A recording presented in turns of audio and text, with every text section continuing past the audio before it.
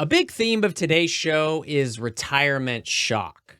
It's not always an easy journey from retirement to happiness, and today's guest knows this all too well. Mike Drak, you're the senior contributor at Booming Encore and the author of, well, many things, including the best-selling book Victory Lap Retirement and Retirement Heaven or Hell.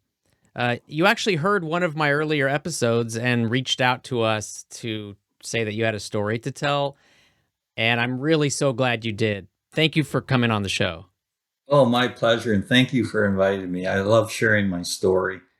Well, I can't wait for other people to hear it because I think it's a part of retirement that a lot of folks don't realize. I mean, some people think, well, as soon as I'm done working, then the happiness just rolls on in.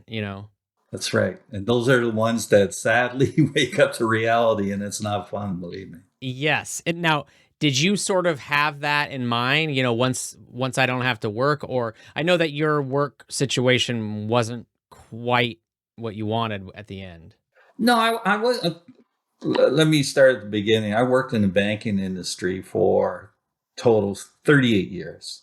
Oh, wow. And, I used to enjoy it, but at some point the stress starts to get to you. The sales goals never stop. And they kind of changed their position. They got more concerned about making a lot of money and less about the customer. And that kind of went against my values. So at some point I said, you know what, it's time to stop. I got to get out of here. It's starting to affect my health. I was getting high blood pressure and things like that. So I started telling people, I said, I think I'm going to leave. Oh, wow. And Okay. and so it was just a matter of actually officially telling the powers to be that I was going to go. But before I could do that, they snuck me into one of these meetings, these surprise meetings. And sure enough, there was a person sitting across from me in the boardroom and going through the process about leaving the bank. And I was just sitting there, I'll never forget, because my boss was sitting beside me and was sitting so close. I don't know if they think you're going to jump out of a window or something when they pull these surprises on you, Yeah. but it, it felt kind of uncomfortable. Yeah. So I sat there and I'm listening to everything, but I really wasn't paying attention because I was the happiest guy in the world. Oh, really? Okay. So at that point, you were just doing great. Well, yeah, because they're going to give me a severance check and I was going to leave for free. And I'll never forget that at the end of the meeting, they said, oh, you're probably, suffering from a little bit of shock here. Maybe you should go home early. And I said, thank you. I think that's a good idea. And as soon as I got in the car, I phoned my wife and I said, listen, we hit the lottery. Yeah. If there's a way you can help other people learn when not to quit so that they can get that severance, there's that. If you had quit one day earlier, you would have been without it, right? Sure. It was like, it was so lucky. Yeah. And to get severance at age 59 is Wow. pretty good. Yeah, that's great. Oh yeah, I was just ecstatic. So for the next couple of weeks, life was just wonderful. I could sleep in. I didn't have to, that brutal commute to work. I didn't have to go through that. I didn't have to, be under stress like I used to be. And I wasn't tired at the end of the day from working hard. Life was good. And I could catch up on some chores that I was meaning to do, some home improvements and thing like that. Yeah, those things are always piling up on the to-do list. So you thought, now I'm gonna get to do them all. That's right. My wife was very happy Yeah. about that. Yeah. But she was still working, so I was home and I had nothing to do. And so she said, here's the list, start working on it. And then I remember one Monday morning, it hit me because my wife went to work. I was all by myself at home. I remember I was sitting on the couch. I have this big screen TV. I have like 500 stations on the thing, and I'm flicking through it, trying to find something to watch. Do you think I could? No. No, I of was course just not. miserable. Yeah. And all my friends were still working. And I didn't feel like doing anything. The fun things I used to love to do, like going out and riding my bike or going fishing, I didn't feel like doing any of that. I just wanted to isolate myself and moan about things. And it was as boring as hell. Yeah. And what really frustrated me, Ryan, was no one could understand what I was going through. My Yeah. wife couldn't understand, and my friends couldn't understand because everyone automatically thought, look at Mike doesn't have to work anymore. How can he be unhappy? Yeah. And in that, I had a hard time with that. Well, they weren't at the same stage, so they were still in that mindset that you had at first, right? I'm guessing, which was if you're not working, you're loving life. That's all it takes. Exactly. Yeah. Yeah. So, I look back at it and I find it embarrassing because through my career as a banker, I help like hundreds, maybe even thousands of people save for retirement. My wife's an investment advisor. She has a Oh, good handle on retirement, but I failed because I thought it was a money thing. right. I thought the more money you save, the better your retirement would automatically be. Yeah. And who can't be happy in retirement? But I learned the hard way that a lot of people will suffer that fate because they haven't planned things out properly. And I'm talking about the non financial challenges that you're facing, right? Yeah, I mean, it seemed from what we've seen with our research, the money is important, but it doesn't do much for you if you don't have the other part. That's right. Yeah. That's right. So you need it's almost like that's the bare minimum is having the means and then but you better have a purpose. Which Oh, I yeah. yeah, which I Yeah. think you call you had a name for it the is it the how do you pronounce it? It's a Japanese Oh, term. Ikigai. That's what, yeah, that's the Yeah. process I use to help me find purpose. It's a Japanese term. It's a concept that's been around for, maybe 1,000 years. I'm not sure, but, basically you sit down in a quiet place and you answer four questions. Like one of the questions is, what are you good at? What kind of skills do you have? And many of us are born with natural skills. Some of us are good with numbers. Some of us can paint and work with their hands and things like that. And the next question is, what do you have a passion for? And the third question is, what kind of problem can you solve for people? Like what does the And world need, that type of thing or what does the world need, or can you provide a service or a product that will help people solve a problem? And the fourth question is, what can you be paid for? mhm.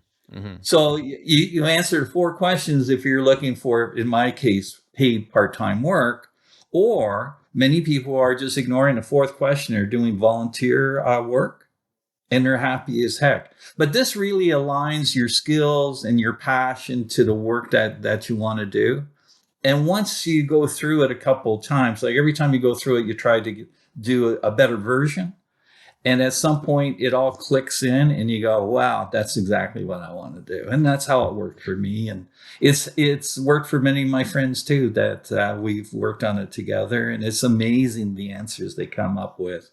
And that's when retirement really changes because you have this new purpose that you have passion for. And I think I read in Wes's book that the happiest retirees are people that volunteer. Oh, that's way at the top of our list of what Yeah, we call them core it's true. pursuits. Yeah. It's true because I find myself now. I've changed from getting to giving, Right. Yeah. and it was really interesting how that evolved because I always used to chase after money. That's all I did was, in my working years. We always wanted to make more money so you could buy more things and take care of the family and whatnot. And it was hard to leave that kind of like thought process. Mhm. And then all of a sudden, the volunteer kind of thinking and giving got in there, and it's really taken over my life now. So I don't know if you're aware, I wrote a book, Longevity Lifestyle by Design, Yeah. and we're giving it away free to everyone. So Oh, they can really? just go to Booming Encore, download the book, and there's a workbook. And really, it takes you through retirement lifestyle design, the process. It tells you how you can avoid retirement shock and things like that.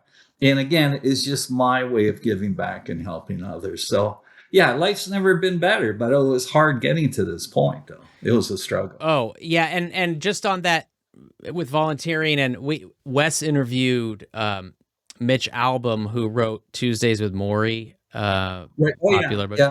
I'm And familiar with it. one of his big mantras is I believe it was giving is living. And That's right. Sure. I mean, he's a very successful guy, has a nice house, but the times he says he sleeps the best is not in his fancy bed. It's when he does a volunteer trip where he works, I think, with orphans, and he's sleeping on the floor and sleeping like a Oh yeah. baby. you know, But it's true. It's so true. And really, when you help others, you're helping yourself. yeah, And you get this real good feeling. And what I liked was during the pandemic. Well, these are retirees I refer to as givers, right? They have the strong need to give back to the community and help others. And all of a sudden, you would see them putting up their hands, and they'd be working at the food banks and the hospitals. And they would even volunteer to help out their elderly neighbors who were too scared to go shop in a grocery store for fear of catching the virus. And I was looking at all these amazing things these volunteers were doing. And, really made me feel good. And those are the stories we want to hear about on, like, the news and things like that, and reading the newspapers. We don't see enough of it. no, it's tough to get those. The top of the show is always the negative, the That's right. bad things. Not, yeah, that might be like a side mention at the end. Here's someone was happy, Yeah. and then, I yeah, want to hear about that, right? yeah, yeah. Now it's funny. I can hear a little bit of your I think you pronounce process. So that reminded me. You're up in Toronto, Canada, right? Right. That's Okay, right. That's the Canadian in me coming out. right. Coming out, yeah. Or do you say, I love you, Dodd, instead of dad, or how do you pronounce dad? None of this dad for me, but we Oh, use A a lot. yeah, After we'll say something, we'll go, hey, hey. yeah. Hey, it's about beer o'clock, eh? Yeah. That's right. Yeah. Okay. um, well, we've sort of covered this a little, but I just wanted to make sure we wrapped it up nicely in a bow.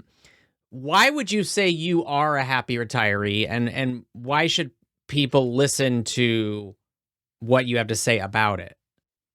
Well, I believe they know I'm honest about my story. No one can dispute the story. I wrote about the story in those other books you mentioned. And I'm not embarrassed to admit that I struggled, and I explained why I struggled and where I was wrong. And, it was hard to find the correct path for me. And it was very frustrating because I went out and I got my hands on every retirement book I could, 8 years ago. Yeah, And 8 years ago, there was none of this talk on the non-financial side. It was all about numbers and yeah. about how much money you needed to save. I couldn't find answers anywhere. So I had to figure them out on my own. And that's when I kind of woke up to it and saying, there's going to be all kinds of other retirees going to go struggle the same way I did. And that's when it hit me, well, here's a good way to help them to give back. And, let's go out and talk to as many people as we can and tell them my story so they can learn from it and avoid the mistakes that I made too.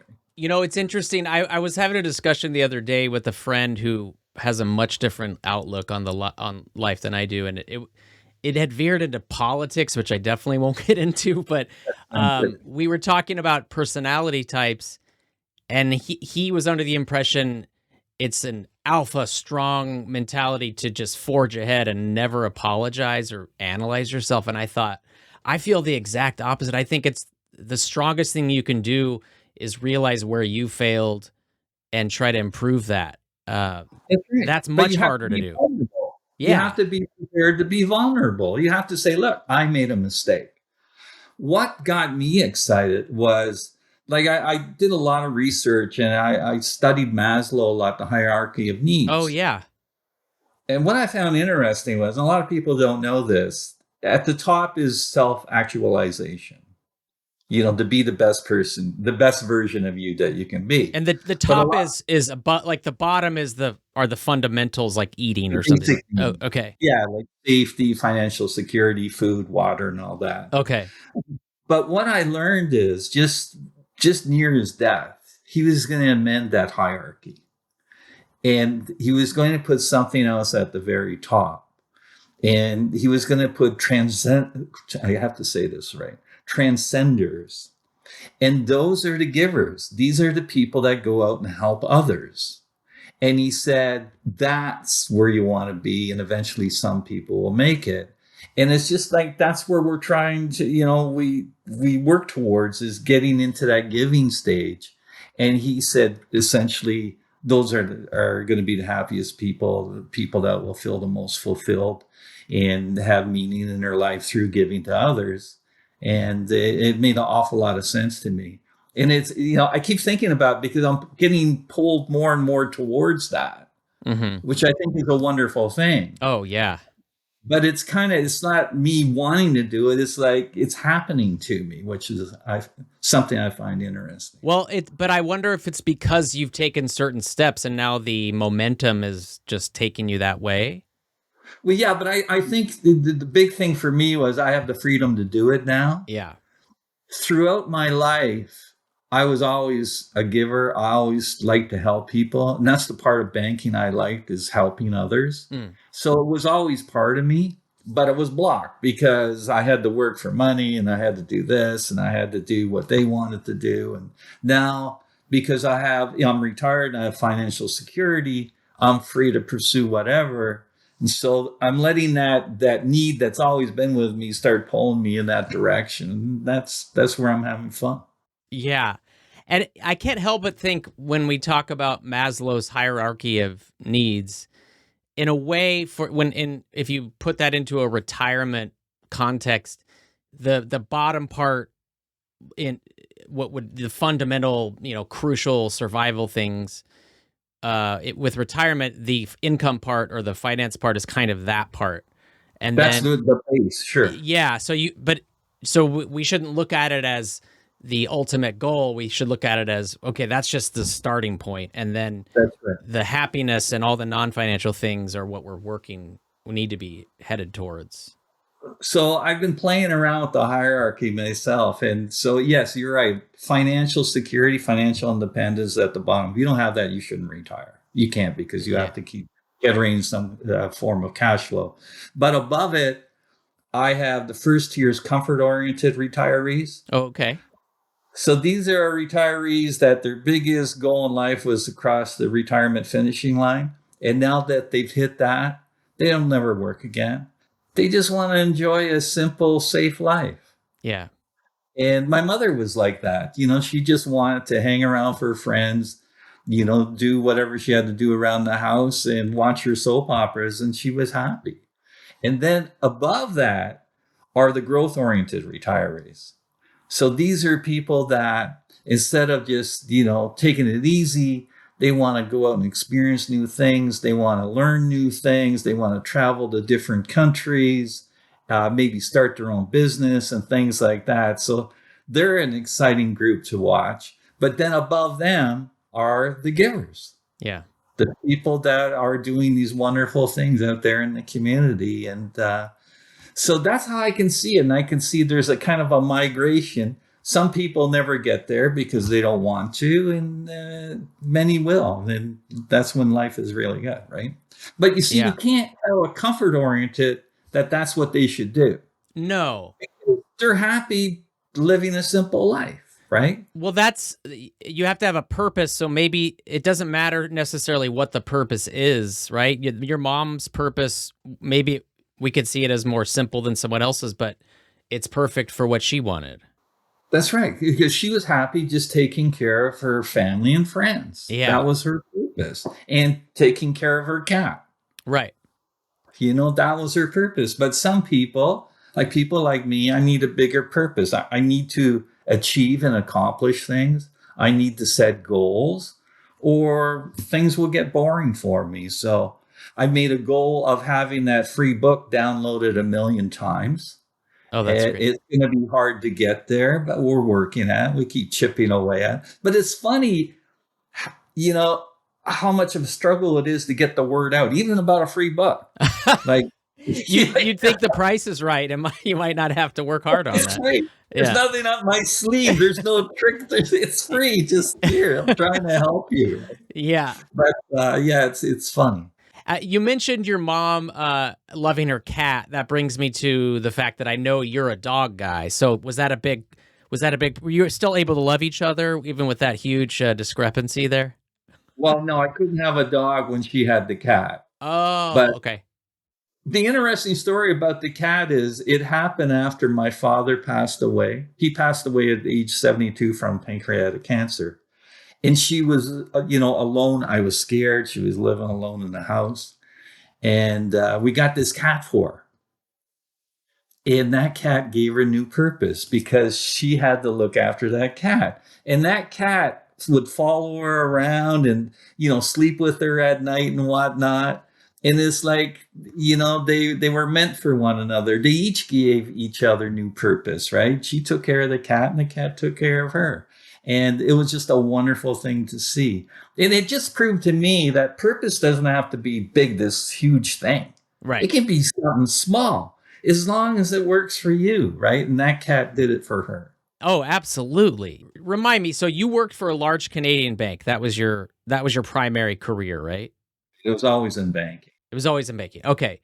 But now you don't do anything with that in retirement. There's no part-time consulting or Like, if people ask me for advice, I give free advice. I'll give them my opinion on certain things. At one point, when I was doing that Ikigai process, one of the options I came up was, providing reverse mortgages to older people okay. because I'm very protective of older people. I don't want to be taken advantage of. I want them to get good advice. I think the product's good in certain situations. And I thought, hey, that would be a great job for me. It would hit all my needs and it make me feel good about, providing, help to older people. But then at the end of the day, I thought, you know what? I don't want to work for a boss anymore. I don't want to work, regular hours anymore. And so I kind of kiboshed it. Oh, okay. Okay. But it would have been a good fit. Let's talk about core pursuits. I mean, the original conceit of this show was actually I was going to be the core pursuit finder, and I had this vision of Sherlock Holmes, searching out people's core pursuits. Which on our show, they're hobbies on steroids, or something that Sure. kind of gets you out of bed in the morning because you love to do it. So see if I have this right. Your core pursuits, number one is fly fishing for Atlantic salmon. Is that I the love number? it. Yes, I would put that right at the top. And where how far from Toronto? How do you do that? How do you make that happen?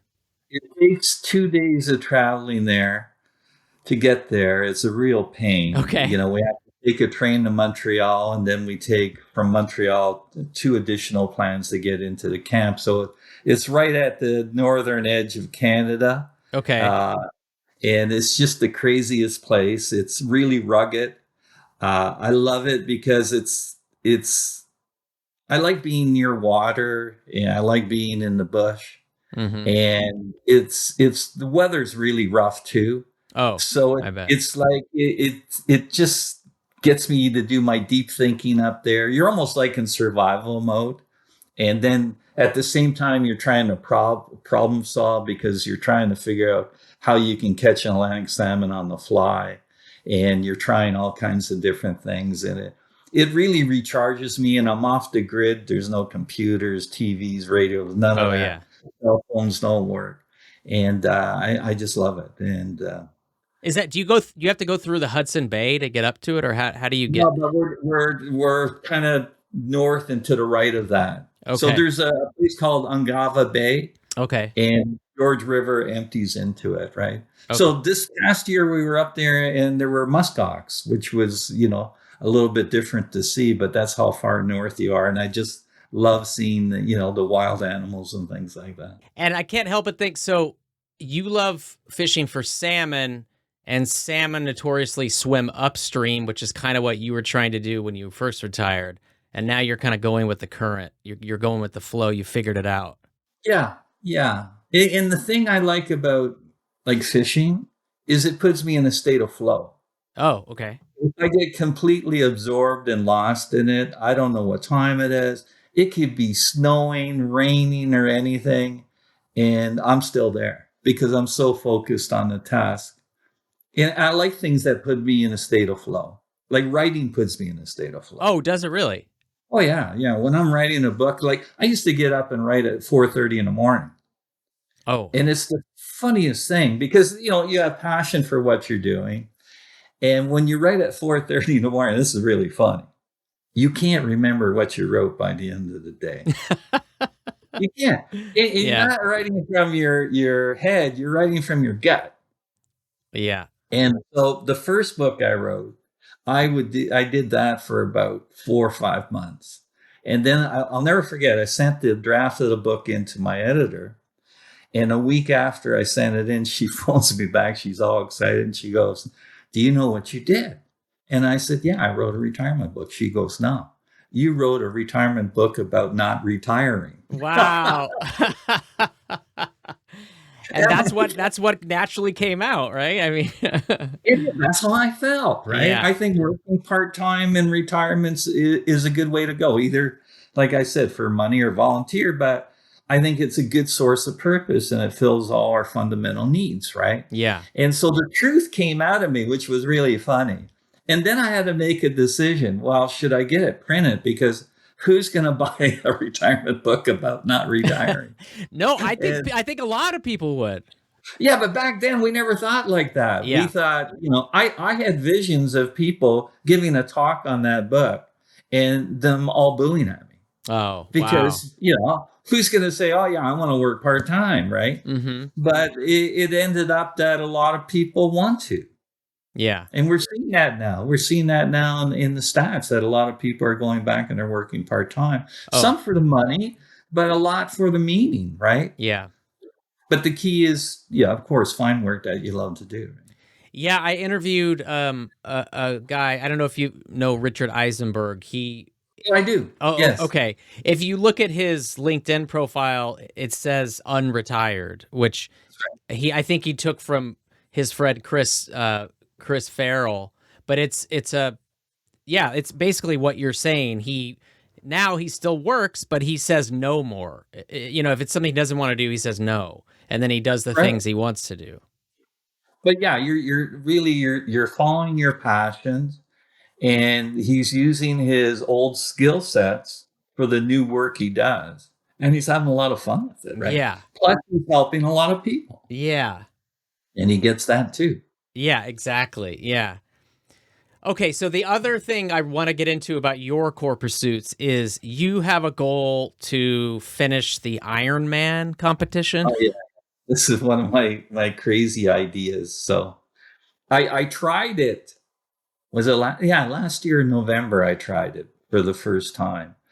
And the reason I tried it was because when I retired and you write books and you spend a lot of time sitting at a desk, you tend to get out of shape really Yeah. fast and you put on a lot of weight because, when you're stressed, you're grazing all You're the time. eating crackers and yeah, Oh, exactly. Yeah. so I ended up putting on about 40 pounds. And I had to go for physio once because just sitting in front of the computer on the keyboard, it's funny what it'll do to I your know. body. I right? Yeah.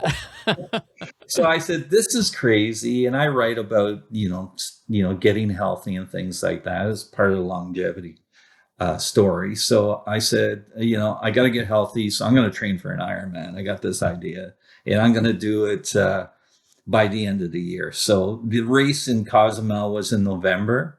Okay. And so I trained up to November. It was probably one of the hardest things I've ever done, or one of the dumbest things I've ever done.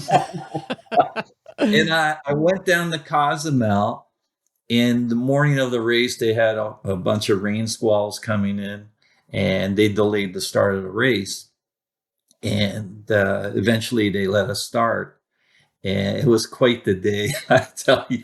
I got stung by all these jellyfish, and the sea was rough. And then I got out there and I had to get on the bike, and it was so hot in Cozumel.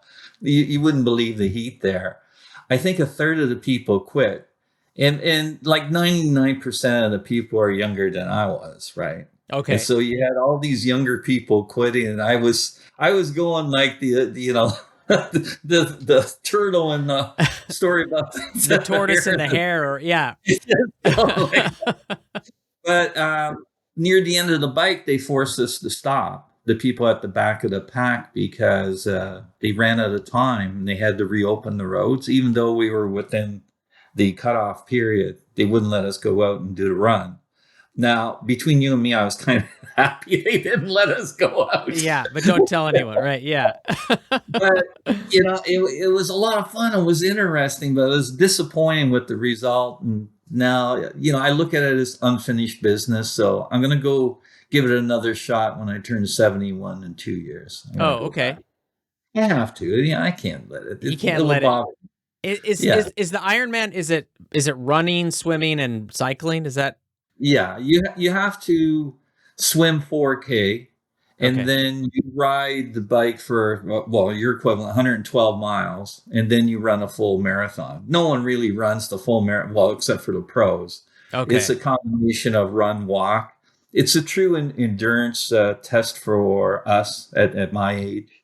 And our goal is just to finish it in under 17 hours. And if we can do that, it makes us feel good. It's the funniest thing because when you're doing the event, I'm with a bunch of the older people because we're about the same speed, right? Okay. And they're real characters, men and women. And their attitude is contagious, and they just make you laugh because we're all suffering. Yeah. Right? Oh, yeah. But it's a good type of suffering, and we share a lot of laughs, and we're laughing at each other, like you're saying this is completely ridiculous, but we just keep going, right? That's the best when you can all just admit that, but you're doing it anyway because you love it. A quick story here. I was reading the other day, and I told the story about this lady a couple of years ago. It was one of my favorite parts. Is this lady went and celebrated her 100th birthday by going for a skydive. And I read yesterday she just celebrated her 104th by going skydiving again. Can you imagine? Oh my Like, gosh. talk about, getting out of your comfort Oh zone. yeah. I, Yeah. my first thought is that a good idea? But then my second thought is, if you're What do you got to 104, lose? yeah. If you want to do it, do it. Yeah. And, there's so many people out there like this. I refer to them as retirement rebels or late bloomers. Oh, I love I like hearing that. their stories. Yeah, I love hearing their stories. And they're a source of inspiration for me. I look and I say, I see some people at age 80 plus in the shape they're in. And I said, when I turn 80, I want to be just like you, right? Yeah. So it's nice to have that out there. And we're seeing more and more people like that, right? Oh, yeah. It definitely. I mean, you mentioned the stats, but if you look at the numbers of people kind of getting back into action, it feels like it's on Yeah. the rise. Yeah. It's a good trend, and it gives us a lot of us hope for the future. Yeah. And that's what you need, right? Yeah. Well, tell me, Mike, what does a perfect day look like for you now that you're in this phase of life?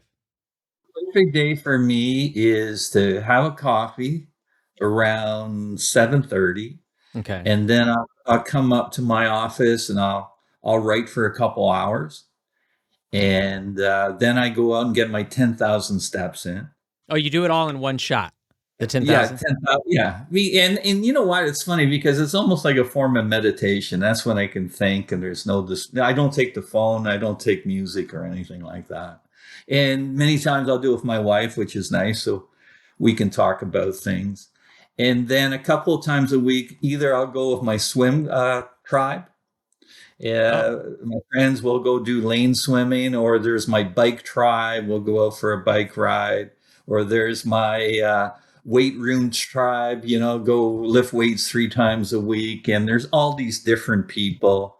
They're all trying to get healthier or stay healthy, and they're motivating. And we share stories and we laugh a lot. And the odd time I'll throw in a fishing trip, or my wife and I will go to like Italy. I love going to Italy, and I love the lifestyle there. And we're learning new things all the time. So those are the things I try to input. And quality time with my friends and my family. I plan that in too. So if I have those things, a couple of happy things, throw in an adventure or two, and that's what makes me excited. And if I get an opportunity to help someone, when I get an email from a reader or someone that I helped, and they thank me and they say, hey, this is how you helped me, and yeah, I just smile like my face off when that happens. In terms of your perfect week, I talked to you a little bit before, and it sounds like it's kind of just taking your perfect day and multiplying it by 7. Is that accurate? That's it. And I'll just change the mix sometimes, right? Okay. Uh, I think it's very important to have variety there. And also, I'd like to inject specials. I call them specials. So maybe, like I said, maybe take a trip somewhere or go to an event, maybe a show and dinner and things like that. So I try to put those things in to give me variety. You mentioned Italy, so traveling is definitely at the top, near the top of what our happy retirees seem to pick as their core pursuit. So that's the same for you, would you say? Yeah, but my type of traveling, I don't want to sit on a beach and just, eat at the buffet and have a margarita or something. I'm going to go out and learn things. So I Right. like history. So you go to Rome, you see the Colosseum. All of a sudden, I start daydreaming about all this thing. What Yeah. throws me off is the McDonald's sign beside the Colosseum. It kind of I takes know, me back right? to reality and it ruins it for me. Yeah. But I like learning things like the blue zones. There's one in Oh yeah. Sardinia. Is that You know, Dan Buettner or Dan? yeah, Yeah. Buechner. Yeah, he wrote the books on the blue zone. So I find it interesting that you go to a place like Italy and they seem to not watch as much TV. They don't watch CNN or Fox News, and they're more family oriented. And the pace of lifestyle, the stress of living is much lower. Yeah. And in Italy, you look around, you don't see any retirement homes, right? Really? Because yeah, most of the elders are staying with the families for the duration. Oh, okay. So, these are things that I notice and I pick up on, and I'm terrible because then I start asking 1,000 questions of people to say, what about this? What about that? You know, Yeah. and Well, I find that very interesting. I would Right? do the same, and yeah, but then you're worried, am I asking too many questions? But Yeah. you just want to But know. thankfully, with the language barrier sometimes, so I have to go slow. Yeah. Yeah, right. But it's nice to see these different lifestyles. But the sad thing is I can see it changing Yeah. and life getting more stressful there. And the blue zones are changing too, and Oh, they're getting smaller and smaller because you have all these influences coming in. The fast food, stores are coming in and things like that. So it's really changing it up. So, if you look at the exercise habits of the Italians, they walk everywhere. oh, And really? you're walking up or you're walking down. It's hard to find any flat land there. And that's why it helps them a lot, right? That's an interesting concept. I just from an American perspective, when I visit New York, I walk everywhere and I don't complain about it. It seems like just what you do. But I live Yeah. out in Los Angeles, and if someone says, "Hey, do you want to come to this thing? It's like 3 blocks away." Well, let me see if I can get a ride. I don't know what the mentality is. It's not that far, so it sounds like in Italy they've got that nailed down. Yeah, they pretty well. And they socialize a lot. They talk to their neighbors a lot. They're not in these high-rise condos where they're isolated. So on a Sunday, everyone goes out to the town center and they'll have like gelato and they'll talk to people and Oh, that's enjoy great. themselves. So, yeah, it's something to see, and I just hope it doesn't disappear. But I can see it change. I can feel it. Well, and I think that socialization. We've Wes had a guest on who was a sort of, for lack of a better term, a brain scientist, and they study a lot of primates, and I can't remember the exact primate. It might have been chimps. Who they see that especially males as they get older, they struggle to keep up their socialization, which Sure. never works out well. And I mean, it's No. the same thing for humans. And I think that could actually be a big reason why a lot of retirees struggle with depression because they've lost, Oh, yeah. that, Definitely. yeah. Did you Yeah. find that for you? You had like your work social circle was gone and now you, Oh yeah. Yeah. And like I said, when I was sitting there that first time it hit me, I was all by myself because my wife was working, my friends were working, and that's where I had to find and create these new tribes that I could join and belong to so I could get the socialization back. And in the work I do, like giving, seminars and things like that, I'm talking to people all the time. And that really kind of turned things around too. So it was good. But I'll tell you a funny story in Italy. I was having lunch with this young man. I know his family. And he told me that he university degree and was working in a corporate office somewhere. And he said he didn't like working there. He liked working outside. And he said he was thinking of becoming a shepherd. Oh, And I okay. looked at him and I went, I study the blue zones a lot. And, there's a lot of research on the shepherds in the blue zones live to 100 plus and things like that. And I told him about that. And I said, you know what, health wise, maybe it's not a bad thing, right?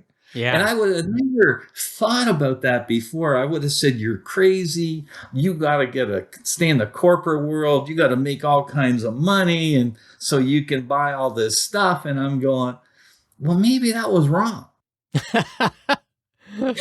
Yeah. And so Maybe. I didn't want to tell him what to do because I kind of went through that, right? I went Yeah. after the money and I did all those things. And, there's a beautiful story. I don't know if you ever read it, but you have to, or I could send it to you. It's called The Mexican Fisherman. No, I And haven't.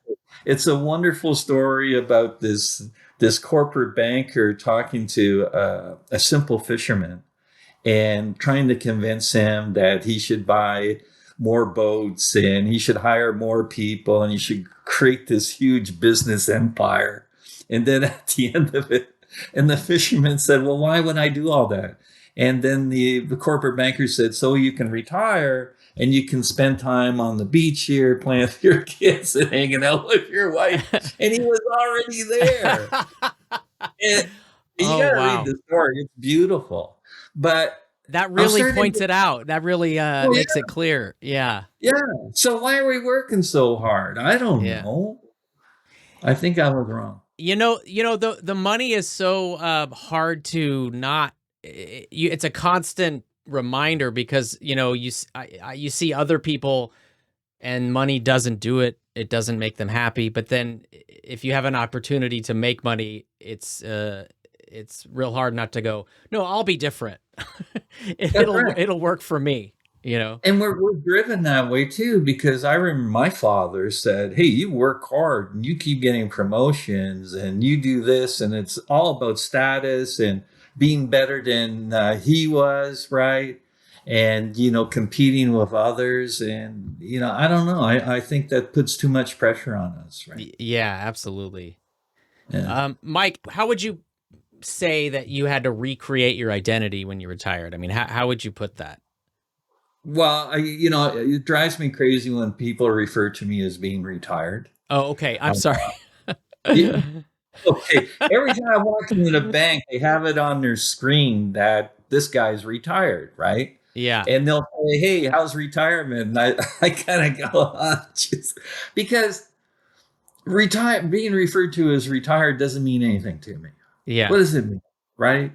And I'm doing so many exciting things. Like, I've turned into an author. I couldn't believe I wrote a book. I never wrote a book before. I turned into a public speaker, which is crazy because I had this terrible case of stage fright for Oh, years and years. really? Oh, Oh, yeah. okay. I Wow. turned down promotion so I wouldn't have to public speak. Wow. And for years, and in retirement, I had to conquer that fear. I joined Toastmasters Oh, interesting. Okay. because, yeah, I needed to go out and talk about my book.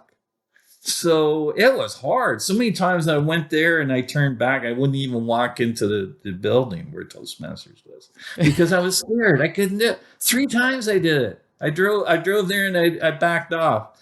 The last time I got there, I walked in and there's a lovely lady came up and talked to me. And I think they know first timer, you're going to be scared and they're going to try to calm you down a little bit. I'll never forget. I said to her, do me a favor. Could you lock the door over there? And she said, why?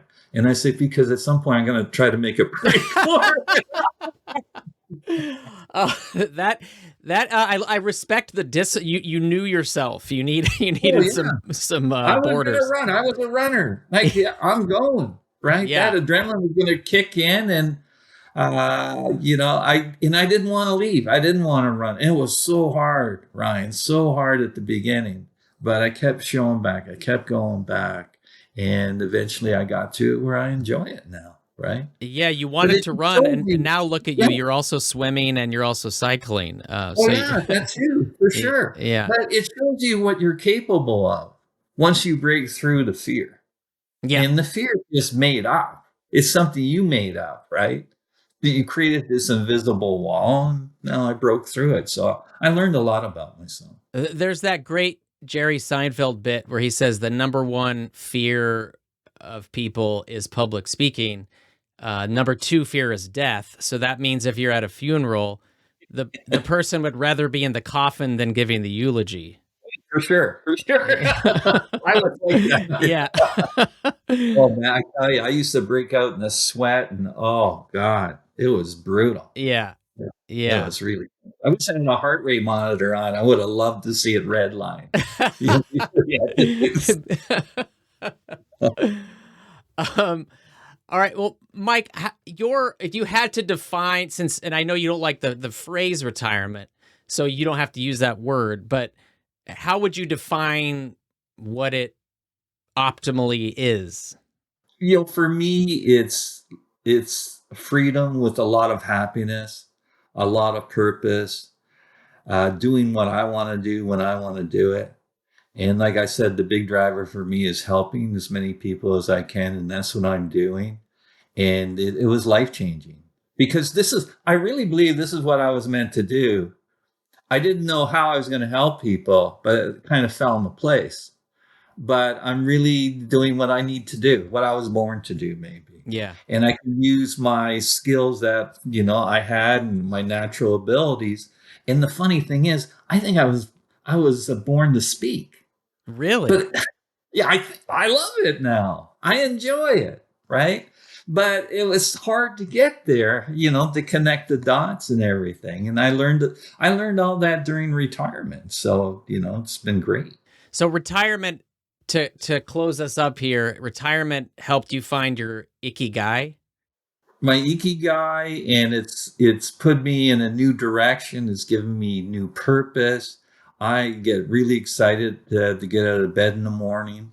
There's a list of things I want to accomplish, and they're all fun things for me.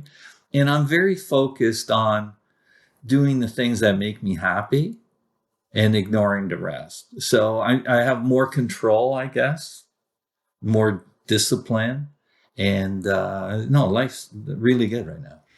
Well, Mike, if people want to find you, if what you're saying is really speaking to them, where should they go? Well, they can find me on LinkedIn or just go to boomingencore.com, and my contact information is there as well. So And what was the price of that book again? Was it zero? it was zero. Zero You can buy dollars. it on Amazon, but why buy it when you can download it for free? That's what I. I love that marketing pitch. Yes. Well, Mike Drak, thank you so much for being on the Happiest Retirees podcast. Oh, I love being here, Ryan. Thanks a lot. All right. You have a good one. You too. Take care.